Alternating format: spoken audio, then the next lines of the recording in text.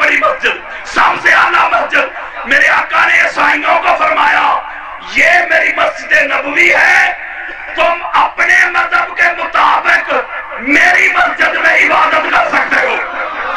اب قرآن مجید فرقان حمید کی جو سورہ النساء کی آیت نمبر 80 جو میں نے آپ کے سامنے پڑھی، اس میں اللہ نے فرمایا ایک عالم سے لے کے ایک عام سادہ انسان تک بھی اللہ کا یہ پیغام اور فرمان سمجھ رہا ہے۔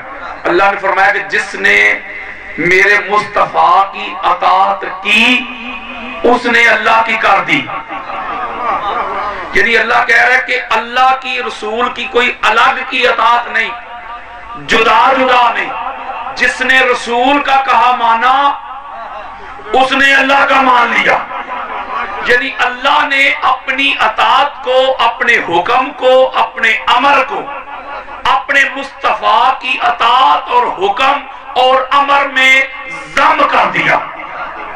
کہا یہ نہیں ہو سکتا کہ میری کوئی الگ سے اطاعت ہو، میرے مصطفیٰ کی کوئی الگ سے اطاعت ہو، نہیں۔ اللہ نے کہا مجھے تو تم سمجھ ہی نہیں سکتے، نہ تمہاری عقل میں آتا ہوں، نہ شعور میں آتا ہوں، نہ تخیلات میں آتا ہوں، نہ فہم ادراک میں آتا ہوں، تو اس لیے میں نے اپنا نمائندہ بنا کے، اپنا پیغمبر بنا کے، امبیسڈر بنا کے اپنے رسول کو بھیج دیا ہے۔ جس نے رسول کی بات مان لی وہ سمجھ لے اس نے رسول کی نہیں مانی، مجھ خدا کی مان لی۔ اس کا مطلب یہ ہوا کہ سب سے بڑا حکم اللہ کا ہوتا ہے۔ اللہ نے اپنے حکم کو مصطفیٰ کا، رسول کا حکم قرار دے دیا۔ ٹھیک ہو گیا؟ اس کا مطلب ہے جو ہمارے پاس سب سے بڑا معیار ہے وہ قرآن اور مصطفیٰ کا فرمان ہے۔ ٹھیک ہو گئے؟ اب اگلی بات سنیں ذرا۔ کوئی یہ جو ہمارا ملک ہے، ملک پاکستان، اس میں مختلف مکاتب فکر کے مسلمان بستے ہیں، یعنی حنفی بھی بستے ہیں، شوافی بستے ہیں، حنابلہ بستے ہیں، اس کے علاوہ جعفری بستے ہیں، مالکی بستے ہیں، یعنی مختلف سکول آف تھاٹ کے لوگ اپنی فقہ کے مطابق وہ عبادت بھی کرتے ہیں، ریاضت بھی کرتے ہیں اور عمل بھی کرتے ہیں۔ یعنی اس ملک میں جو حنفی سکول آف تھاٹ کے لوگ ہیں، جو خود کو سنی بھی کہتے ہیں، رضوی بھی کہتے ہیں، وہ رضوی امام علی رضا کی نسبت سے نہیں، وہ احمد رضا کی نسبت سے ہیں، وہ اپنے مسلک میں، اپنی فقہ میں مکمل آزاد ہے۔ آپ دیکھتے جب وہ اذان پڑھتے ہیں تو اذان کے ساتھ وہ الصلاۃ والسلام علیک یا رسول اللہ پڑھتے ہیں۔ کوئی بندہ جا کے ان کو روکتا ہے کہ تم ایسا کیوں پڑھتے ہو؟ اس کا مطلب ہے وہ اپنی فقہ میں آزاد ہے نا۔ بولیں یار، ایک طبقہ ایسا ہے وہ جب نماز پڑھتا ہے تو ہاتھ باندھ کے پڑھتا ہے، ان کو کوئی نہیں روکتا۔ ایک طبقہ ایسا ہے وہ ہاتھ کھلے چھوڑتا ہے، یعنی مالکی۔ ایک طبقہ ایسا ہے وہ رفع یدین کرتا ہے، یعنی شوافی اور حنابلہ۔ ایک طبقہ ایسا ہے اس ملک میں مسلمانوں کا، وہ آمین بالجہر اونچی آواز میں کہتا ہے، کوئی ان کو نہیں روکتا۔ اس کا مطلب ہے ہر مسلک اپنی فقہ کے مطابق عمل کرے تو اس ملک میں وہ آزاد ہے۔ بولیں یار، ذرا آزاد ہے کہ نہیں؟ زیادہ ٹائم نہیں، ذرا میرا ساتھ دیں۔ آزاد ہے جی۔ اگر کوئی کہتا ہے کہ یہ اگلا ماہ آنے والا ہے 1-2 دن میں، ربیع اول، آپ کو پتا ہے کہ ربیع الاول کے جلوس نکالے جائیں گے، بازار سجائے جائیں گے، گنبد خضرا کی شبیہ بنا کے چوک میں رکھی جائے گی، خانہ کعبہ کی شبیہ بنا کے بازار میں سجائی جائے گی۔ کوئی ایک بندہ مجھے بتائیں کہ کسی شیعہ بھائی نے ڈی سی او کے آفس میں جا کے کوئی درخواست دی ہو، یا لوکل جو پولیس سٹیشن ہے اس کا ایس ایچ او کے آفس میں جا کے اس نے کوئی درخواست، کوئی اپلیکیشن دی ہو کہ میری گلی سے، میرے گھر کے سامنے سے میلاد النبی کا جلوس گزرنے والا ہے، میں نے نہیں گزرنے دینا؟ بولو یار جی، نہیں روکتا کوئی۔ اس کا مطلب یہ ہوا کہ اہل سنت وہ اپنی فقہ میں آزاد، دیوبند وہ بھی آزاد، اہل حدیث وہ بھی آزاد، بلکہ یہ تو مسلمانوں کے مسالک ہیں۔ اس ملک میں دیگر مذاہب بھی آزاد ہیں۔ اس ملک میں عیسائی ہیں، وہ اپنے مذہب کے مطابق عبادت کرتے ہیں، ان کے چرچ ہیں، ان کو کوئی نہیں روکتا۔ ہندو بھی آزاد ہیں، سکھ بھی آزاد ہیں، بلکہ سکھوں کے لیے تو ہماری حکومت نے بڑی سہولتیں پرووائڈ کر دی ہیں، ہر بندہ آزاد ہے۔ بولیں یار، ایک طبقہ کہتا ہے اللہ کو مانو، اللہ کو مانو، میلاد النبی یہ بدعت ہے، وہ میلاد النبی سیمینار نہیں کرتے، وہ کہتے ہیں سیرت النبی مناؤ۔ وہ کیا کہتے ہیں؟ سیرت کی بات کرو۔ ایک طبقہ ایسا ہے وہ کہتا نہیں توحید کی بات کرو، توحید سیمینار۔ اوے اللہ کو ماننے والوں، اللہ کے نام پہ توحید سیمینار کرنے والوں، اللہ کو مانتے ہو، اللہ کی کیوں نہیں مانتے؟ قرآن کس کا کلام ہے؟ قرآن کس کا کلام ہے؟ یا قرآن کس کا کلام ہے؟ اللہ کا۔ بولے یا اللہ کا۔ تو اللہ کیا کہتا ہے؟ اللہ فرماتا ہے لا اکراہ فی الدین۔ اللہ کہتا ہے سنو جی مولا، دین میں جبر نہیں، تم زبردستی ڈنڈے کے دور پہ اپنا عقیدہ، اپنا مسلک، اپنے نظریات، اپنے تھاٹ زبردستی دوسرے پہ مسلط نہیں کر سکتے۔ اللہ روکتا ہے، اور اللہ یہ بھی فرماتا ہے لکم دینکم ولی دین۔ اللہ کہتا ہے سونیا کہہ دے ان کو تمہارے لیے تمہارا دین، ہمارے لیے ہمارا دین۔ اللہ کا فرمان بتا رہا ہوں۔ اس کا مطلب یہ وہ جو دوسری فقہ کو روکتا ہے، ہو سکتا ہے پرسوں ترسوں سمجھ آئے، لیکن سمجھو گے ضرور۔ میں نے یہی ڈیوٹی کرنی ہے، یہی تبلیغ کر رہا ہوں پوری دنیا میں۔ میں ایک نکتہ سمجھا رہا ہوں آپ کو۔ اس کا مطلب ہے جو دوسری فقہ کو روکے، جو اس کے معمولات کو روکے، جو علی ولی اللہ کی اذان کو روکنے کے لیے اجلاس بلائے، جو عزاداری حسین کے جلوس کو روکنے کے لیے درخواستیں دے، جو اس طرح کا نظریات رکھنے والا بندہ ہے، اسے میرے سامنے کرو، وہ سب سے بڑا اللہ کا منکر ہے۔ تو میں قرآن دے رہا ہوں یار۔ کوئی کہے نہیں بھائی رسول کی بات کرو، حضور کی اطاعت کی بات کرو، حضور کی سیرت کی بات کرو، حضور کی سنت کی بات کرو۔ لقد کان لکم فی رسول اللہ اسوۃ حسنہ۔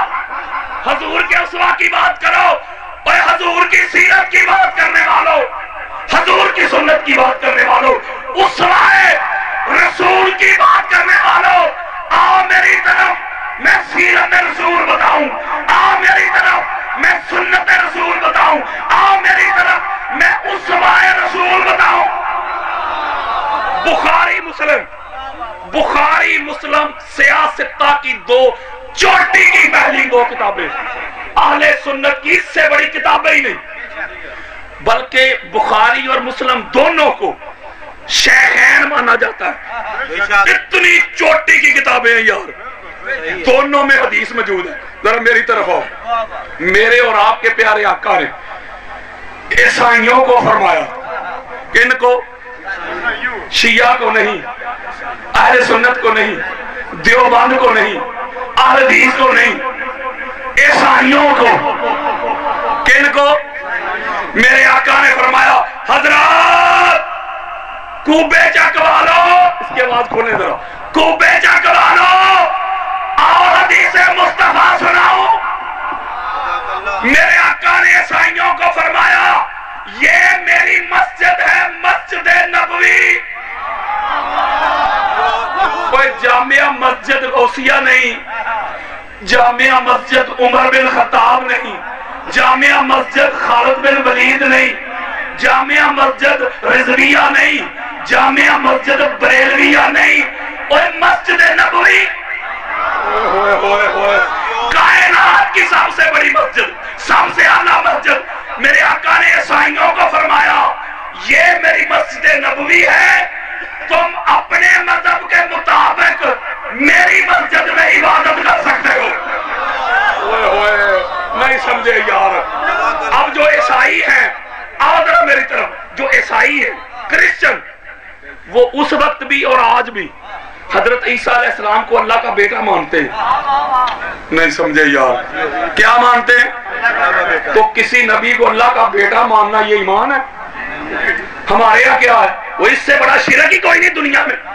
بولو نہ حدیث شرک والے مشرک ہیں، شیعہ مشرک ہے، نہ اہل سنت مشرک ہے، نہ دیوبند مشرک ہے، یہ کسی نبی کو اللہ کا بیٹا نہیں مانتے۔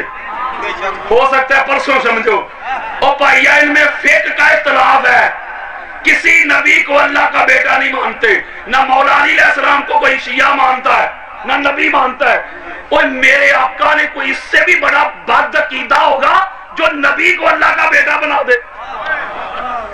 کوئی اس سے بڑی بد عقیدگی ہے؟ تجھے کسی نے سنت مصطفیٰ بتائی نہیں، تجھے کسی نے سیرت رسول بتائی نہیں، تجھے کسی نے اسوہ رسول بتایا نہیں، پڑھایا نہیں، دکھایا نہیں، سنایا نہیں، سمجھایا نہیں۔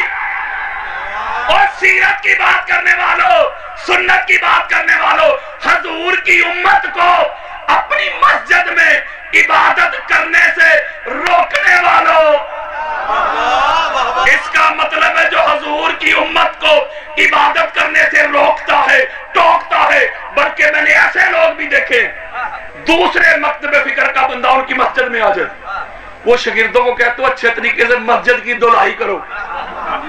صحیح ہے، صحیح۔ اس کا مطلب یہ حضور کی سنت ہے؟ بولو، حضور کی سیرت ہے؟ نہیں ہے نا۔ اس کا مطلب ہے جو مسلمان کو مسلمان کے پاس جانے سے روکے، مسلمان کو دوسرے مکاتب فکر کا جنازہ پڑھنے سے روکے، اس کی عبادت سے روکے، اس کی فقہ سے روکے، اس کے طریقہ نماز سے روکے، عزاداری حسین کے جلوس سے روکے، وہ علی ولی اللہ کی اذان کو روکے، ایسا بندہ قرآن کا بھی منکر ہے، مصطفیٰ کے فرمان کا بھی منکر ہے۔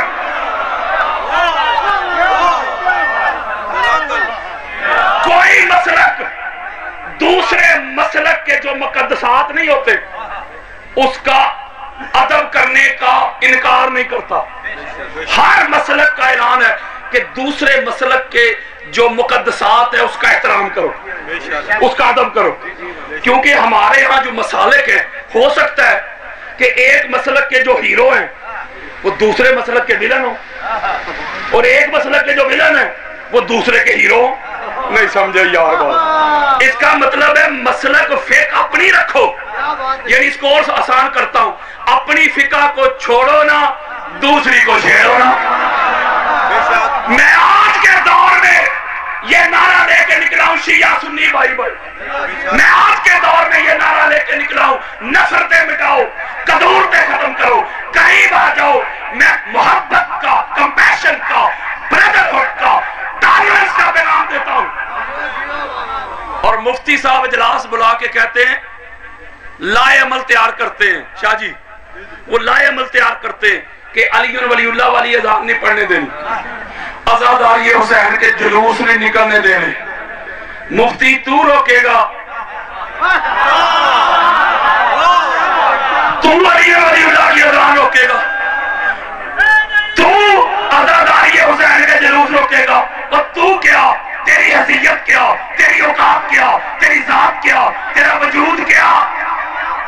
کیا پدی، کیا پدی کا شوربہ، اور تیرے باپ امیہ سے لے کے تیرے باپ ضیاء تک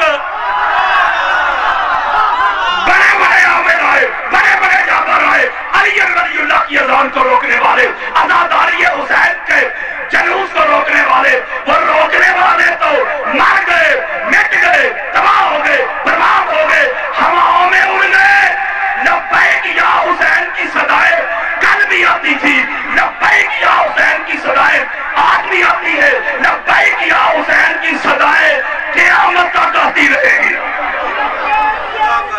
لبیک یا حسین، لبیک یا حسین، لبیک یا حسین، لبیک یا حسین، لبیک یا حسین۔ اس کا مطلب ہے جو اسلام کے دو عظیم بازو ہیں، شیعہ اور سنی، جو ان کو آپس میں لڑوانا چاہتا ہے، جو ان کو دست و گریباں کرنا چاہتا ہے، جو دوسرے کے مقدسات معمولات کو روکنا چاہتا ہے، روڑے اٹکاتا ہے، ایسا بندہ قرآن کا بھی دشمن ہے، رسول کا بھی دشمن ہے، اہل بیت کا بھی دشمن ہے، صحابہ کا بھی دشمن ہے، پاکستان کا بھی دشمن ہے۔ میں پاکستان کے اداروں، پاکستان کی ایجنسیز، میں پاکستان کی عدلیہ، پاکستان پاکستان کی حکومت کو میسج دیتا ہوں، حسینی بڑے پرامن لوگ ہیں، پہچانو ایسے لوگوں کو جو پاکستان کو فرقہ واریت کی طرف دھکیلنا چاہتے ہیں، جو پاکستان کے حالات خراب کرنا چاہتے ہیں، جو پاکستان کو کمزور کرنا چاہتے ہیں. جو ایسے عناصر ہیں نا، ان کو فنڈنگ ہوتی ہے، فنڈنگ، ان کو مال ملتا ہے ریال کی صورت میں، ڈالر کی صورت میں، انڈین کرنسی کی صورت میں، تاکہ پاکستان کے حالات خراب کریں. میں ان کو پیغام دینا چاہتا ہوں، قرآن کے دشمنوں، رسول کے دشمنوں، اہل بیت کے دشمنوں، صحابہ کے دشمنوں، پاکستان کے دشمنوں، ہم تم کو تمہارے نبات غلیظ ارادوں میں کبھی بھی کامیاب نہیں ہونے دیں گے. اس لیے کہ شیعہ اور سنی کل بھی ایک تھے، شیعہ اور سنی آج بھی ایک ہے. جن کو اتنی تکلیف ہے نا شیعہ سے، جو بچوں کو تیار کرتے ہیں، ذہن سازی کرتے ہیں، نفرت دلاتے ہیں. کیا دلاتے ہیں؟ بولو یار، نفرت دلاتے ہیں، بچوں کا مائنڈ سیٹ کرتے ہیں. میں ایک جملہ کہنے لگا ہوں، مفتی تو علی ولی اللہ کی اذان بعد میں روکنا، تو عزاداری حسین کے جلوس بعد میں روکنا، تو پاکستان کا ماما نہ بن. ایک پاکستان تیرے پیو نے نہیں بنایا. جب پاکستان بنانا تھا، ذرا توجہ میرے طرف رکھیں، آج میرا میسج یا خطاب نہیں ہے، ٹائم نہیں. جب پاکستان بنانا تھا تو رہبر ایک شیعہ تھا. نہیں سمجھے یار، لیڈر شیعہ، قائد شیعہ، پیشوا شیعہ، ایک شیعہ کی زیر قیادت. مفتی تجھے شیعہ سے اتنی تکلیف ہے نا، تو تیری جیب میں شیعہ، تیرے اکاؤنٹ میں شیعہ، ہر دفتر جاؤ تیرے سر پہ شیعہ، اور تیرے آئی ڈی کارڈ پہ شیعہ، تیرے بے فارم پہ شیعہ، تیرے گھر میں شیعہ، تیرے دفتر میں شیعہ. شیعہ سے اتنی تکلیف ہے تو شیعہ کی تصویر والی جو زکوٰۃ اکٹھی کرتا ہے، جو فنڈ اکٹھا کرتا ہے، اگر حلالی ہے نا تو شیعہ کے قریب نہیں جانا، سینے سے لگا کے نہیں رکھنا. وہ ساری فنڈ، وہ سارا مال شیعہ کی تصویر والا حسینیوں کو دے دے. اوئے ہوئے، جب پاکستان بنانا تھا لیڈر شیعہ تھا. بولو یار، شیعہ تھا. ایک شیعہ کے اندر اس کی سنگت میں، میت میں، قربت میں، رفاقت میں، قیادت میں اہل سنت بھی آئے، دیوبند بھی آئے، اہل حدیث بھی آئے. سارے ملے، جمع ہوئے، اتحاد ہوا، اتفاق ہوا، انفرادیت سے نکل کر اجتماعیت میں آئے. جب اتحاد ہوا، توجہ، اللہ نے 14 کی برکت سے، 14 کی نسبت سے، 14 کے فیض سے، 14 کی نظر سے، 14 کے کرم سے، 14 کے فضل سے 14 اگست کو پاکستان عطا کر دیا. اوئے ہوئے، تو یہ جو 14 کی تاریخ ہے نا، یہ 14 کی تاریخ اتفاقیہ نہیں. اوئے ہوئے، وہ 15-16 بھی ہو سکتی تھی، اتفاقیہ نہیں. اللہ جانتا تھا اس ملک میں جو 14 کے نام پہ بنا رہا ہوں، ایک طبقہ تو 14 کو ماننے والا ہوگا، ایک طبقہ ہوگا جن کو 14 کے عدد سے بڑی تکلیف ہوگی. اللہ نے کہا جو 14 کا عدد ایسا پکا کرتا ہوں کہ 14 کے منکر بھی جب 14 اگست آئے گی نا تو 14 کہہ کے پرسوں 14 ہے، ترسوں 14 ہے. او بچوں یہ لو پیسے، نیا لباس لو، علم بلند کرو. میرے پاس وقت نہیں ہے، ورنہ میں آپ کو بتاتا کہ کوئی پاکستان کا علم، وہ علم جھنڈے کو کہتے ہیں بھیا، کسی کو تکلیف نہ وہ علم کہہ رہے ہیں شاید شیعہ دا. شیعہ دا کہڑا علم ہے؟ علم تے اسلام دا، شیعہ دا علم. یہ ایک پاکستان کا علم ہے، ایک سعودیہ کا علم ہے، ایک ایران کا علم ہے، تے اسلام دا کہڑا پھر؟ نہیں سمجھے یار. اللہ جانتا تھا، اللہ نے ایسی مہر لگا دی کہ جو 14 کے منکر ہوں گے نا، یہ 14 اگست کو 14 کہہ کے اور کچھ کرے نہ کرے، 14 کا نام لے کے جشن تو منائیں گے نا. یہ حکمت تھی 14 اگست کی. اس لیے جو بندہ اس ملک کے حالات خراب کرنا چاہتا ہے. میں ایک جملہ کہنے لگا ہوں, علی ولی اللہ یہ شیعہ سنی کا مسئلہ ہی نہیں. سمجھے نہیں میری بات؟ یہ جو مفتی صاحب روک رہے ہیں نا علی ولی اللہ, اسی مکتب فکر کے بانی مولانا قاسم نانوتوی, ابو لالا مولانا سید مدودی, یہ دونوں دیوبند مکتب فکر کے امام مانتے ہیں ان کو وہ, اور اہل حدیث مکتب فکر علامہ ابن تیمیہ وہ ان کو امام مانتے. شیخ الاسلام علامہ ابن تیمیہ بہت بڑی ہستی ہے ان کی. علامہ ابن قیم یہ ان کے شاگرد ہیں. اماد الدین ابن کثیر جن کو اہل سنت بھی مانتے ہیں, یہ بھی علامہ ابن تیمیہ کے شاگرد ہیں. ٹھیک ہو گیا. اور اہل سنت کے کسی ایک کا نام نہیں لیتا, سارے ہی مانتے ہیں. اہل سنت کے محدثین, مفسرین, مجددین, مورخین, اولیاء, صلحاء, سارے کے سارے یہ علی ولی اللہ کے ڈنکے بجانے والے تھے. مفتی تو علی ولی اللہ کو بعد میں روکنا, پہلا اپنے بڑے دے پار. کوئی بندہ علی ولی اللہ سے منہ موڑ کے, علی ولی اللہ سے تعلق توڑ کے کھڑا ہو جائے, مجھے اپنا مسلمان تو نہ ثابت کر دے. علی ولی اللہ کے بغیر تو گزارا ہی نہیں, علی ولی اللہ کے بغیر تو چارہ ہی نہیں. میں ایک حدیث سناتا ہوں آپ کو, اور اس کو دل پہ لکھ کے جائیے گا. میں کہتا ہوں کہ اہل سنت کی 70 کتابوں میں یہ روایت موجود ہے, اور ناسبیت, خارجیت اور علی ولی اللہ کے جو دشمن اور منکر ہیں نا, ان کے اوپر یہ حدیث کیٹو پہاڑ ہے. زور بھی لگائیں گے حدیث ہلے گی نہیں. اور راوی سنو, حضرت ابو بکر صدیق, حضرت ابو بکر صدیق کو ماننے والوں, ان کو مانتے ہو, ان کی کیوں نہیں مانتے؟ حضرات کو بے چک والو, آؤ حضرت ابو بکر کا عقیدہ بتاؤں, مسلک بتاؤں, ویژن بتاؤں, تھاٹ بتاؤں, نظریات بتاؤں. آپ روایت کرتے ہیں رضی اللہ عنہ, آپ کہتے جب محشر کا میدان لگے گا, جب حساب و کتاب کے بعد پل صراط سے گزر کر لوگ جنت جانے لگیں گے, اللہ کی طرف سے اعلان ہوگا, اللہ کا امر آئے گا, وحی آئے گی, میسج آئے گا, میرے فرشتوں پل صراط سے گزرنے والوں کو روکو.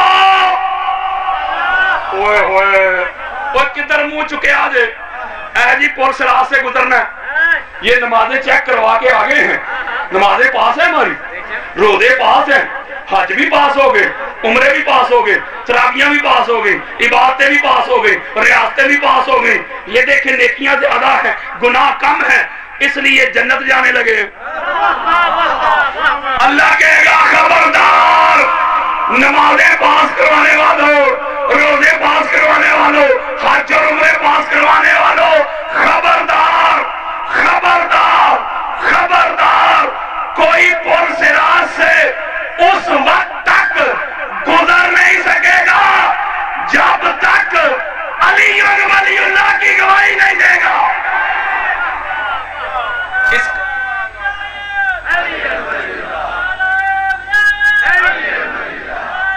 کیا ہے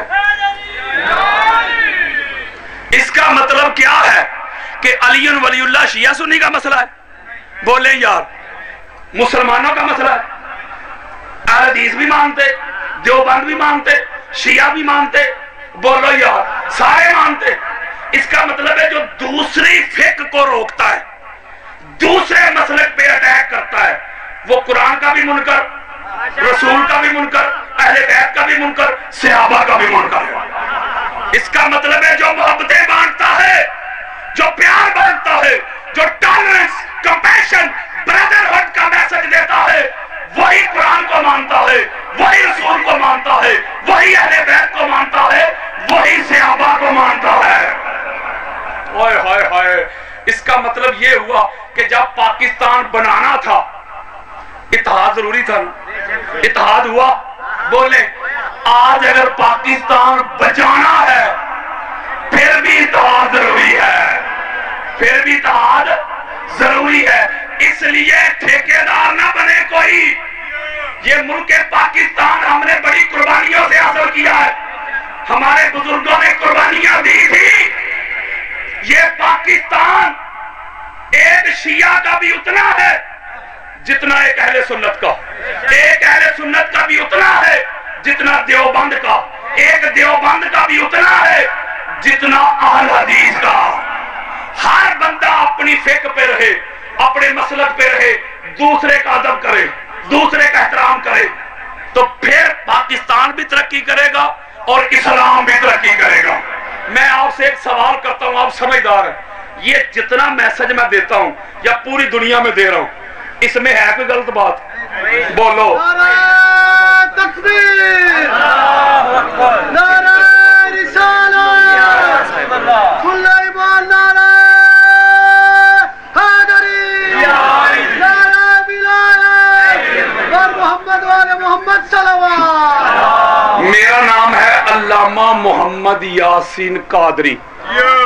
انٹرنیٹ کے اوپر میرے ہزاروں لیکچر پڑے ہوئے، نیچے سے لے کے اوپر تک، پرائم منسٹر تک، ساری دنیا مجھے جانتی ہے۔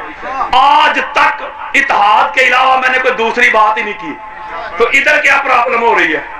یعنی کہ میں لوگوں کو میسج دوں کہ ایک دوسرے کو کافر کہو، پھر میں ٹھیک ہوں؟ اور میں کہتا ہوں کسی کے ٹھیکیدار نہ بنو، ہر بندہ دوسرے کا احترام کرے، حیا کرے، تعظیم کرے، توقیر کرے، یہ وال چاکنگ بند کرے۔ کافر وہ نہیں ہوتا جسے تو دیواروں پہ لکھواتا ہے، کافر وہ ہوتا ہے جسے اللہ قرآن میں لکھواتا ہے۔ ہم محبت کی بات کرتے، ٹالرنس کی بات کرتے، کمپیشن کی بات کرتے، برادرہڈ کی بات کرتے۔ میں قریب کرتا ہوں، میں جوڑتا ہوں، میں محبتیں بانٹتا ہوں، میں پیار بانٹتا ہوں۔ میں نعرہ لے کے نکلا ہوں شیعہ سنی بھائی بھائی، لگاؤ ذرا نعرہ، شیعہ سنی، شیعہ سنی، شیعہ سنی۔ یہ جرم ہے میرا؟ اگر جرم ہے تو بتاؤ مجھے۔ میں محبتیں، پیار، ٹالرنس، یہی قرآن کا پیغام، یہی رسول کا پیغام، یہی اہل بیت اطہار کا پیغام۔ بلکہ آخری لائنیں دینے لگا ہوں۔ لڑائی لا الہ الا اللہ کی نہیں تھی، لڑائی محمد رسول اللہ کی بھی نہیں تھی، لڑائی تب بھی علی ولی اللہ کی تھی، تکلیفات بھی علی ولی اللہ کی۔ اس لیے علی ولی اللہ کے منکری آئے تھے، پاک سجدہ کی وہ پاک بیٹیاں جن کے ناموس کے لیے چاند چھپ جائے، جن کے ناموس کے لیے سورج چھپ جائے، ملک الموت دروازے پہ کھڑا رہے، جبریل امین گھر میں داخل ہونے کی جرات نہ کرے، جن کو مدینہ کی گلیوں کا پتہ نہیں تھا، مدینہ کے بازار کی خبر نہیں تھی، کتنے موڑ ہیں، کتنے چوک ہیں، جنہوں نے نانا جان کی قبر انور پہ حاضری دینی ہوتی تو سیاہ رات کا انتظار کیا جاتا تھا۔ بائی حصار بنتے، بابا آگے ہوتے تو پاک زہرا کی بیٹیاں جاتی نانا جان کی قبر کی زیارت کے لیے۔ اپنی بیٹیوں کو رانی کہنے والوں، اپنی بیٹیوں کو شہزادی کہنے والوں، اپنی بیٹیوں کی فرمائشیں پوری کرنے والوں، کوئی میری بیٹی، کوئی آپ کی بیٹی، کوئی زید کی بیٹی، کوئی بکر کی بیٹی، یہ مصطفیٰ کی بیٹیاں، یہ علی کی بیٹیاں، یہ مرتضیٰ کی بیٹیاں، امت نے ہاتھ رسیوں سے باندھے ہوئے دمشق کے بازاروں میں گھمایا جا رہا ہے، لوگ مذاق اڑا رہے ہیں، تماشا دیکھنے کے لیے چھتوں پہ چڑھے ہیں، کوئی تیر پھینکتا ہے، کوئی نیزے پھینکتا ہے، کوئی پتھر پھینکتا ہے۔ یکا یک شام کے بازار میں سناٹا چھا گیا، خاموشی ہو گئی۔ پاک مصطفیٰ کی پاک بیٹی سیدہ زینب فرماتی ہے بیٹا سجاد خاموشی کیوں ہو گئی، سناٹا کیوں چھا گیا؟ کوئی سکینہ کو چابک مارنے والا نظر نہیں آ رہا، کوئی پتھر پھینکنے والا نظر نہیں آ رہا۔ میرے امام سجاد علیہ السلام پاک مصطفیٰ کی پاک بیٹی سیدہ زینب کی بارگاہ میں عرض کرتے ہیں پھپھو جان مسلمان نماز پڑھنے گئے ہیں، اپنی